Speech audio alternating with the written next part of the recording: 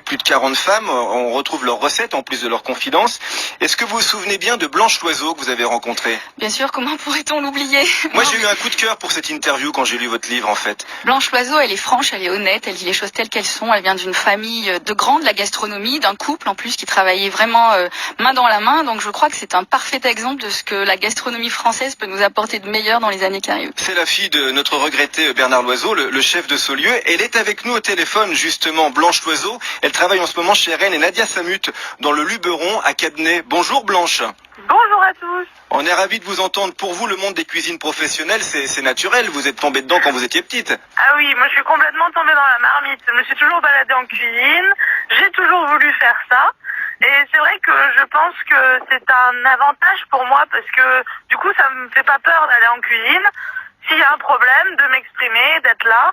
Parce qu'on sait déjà comment ça marche. Comme disait votre papa, vous avez la niaque. Un peu oui, au taquet tous les matins.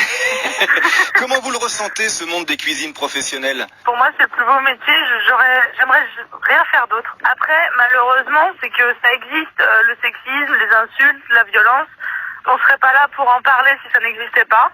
Heureusement, je trouve que c'est, avec les générations qui arrivent, quelque chose qui se voit de moins en moins. Heureusement, mais ça existe encore, malheureusement. Est-ce qu'une cuisine de femmes, ça existe? Là, vous travaillez chez Rennes et Nadia Samut, par exemple. Est-ce que vous avez le sentiment de faire une cuisine différente, une cuisine de femmes, comme on dit? Moi, ça me saoule. Je suis désolée, mais qu'est-ce que ça veut dire une cuisine de femme? Moi, mon péché mignon, c'est de me fumer un cigare et de boire un whisky sans glace. Ah, avec voilà. modération, bien sûr. Est-ce que c'est masculin? Moi, je ne trouve pas ça masculin. Donc, je trouve que c'est une cuisine d'individus. Oui. Là, c'est la cuisine de Rennes, de Nadia et son compagnon Ernest. Après, je suis allée manger chez un Sulpice il y a quelque temps.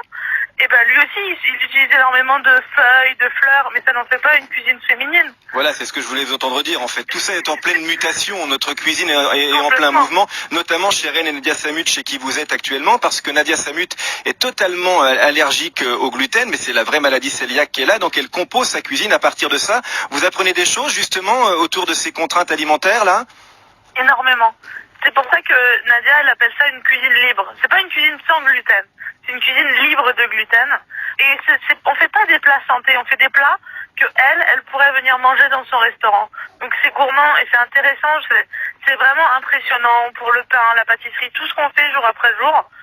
Sans gluten, on se remet en question, c'est incroyable. Qu'est-ce que vous allez faire au menu du jour, là? Le plat que vous allez composer?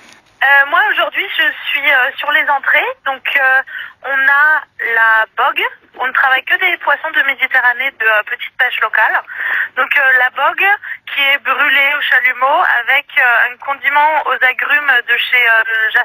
Donc on a un cédrat confit, une marmelade avec des clémentines, des physalis que je suis allée cueillir au potager tout à l'heure. Magnifique. On a et une belle sauce pistache et au mêlé de martigues. Vous nous en mettez 5 de côté, on finit l'émission, on prend le TGV et on arrive, Blanche Loiseau, d'accord? Super. Et merci à vous pour votre intervention.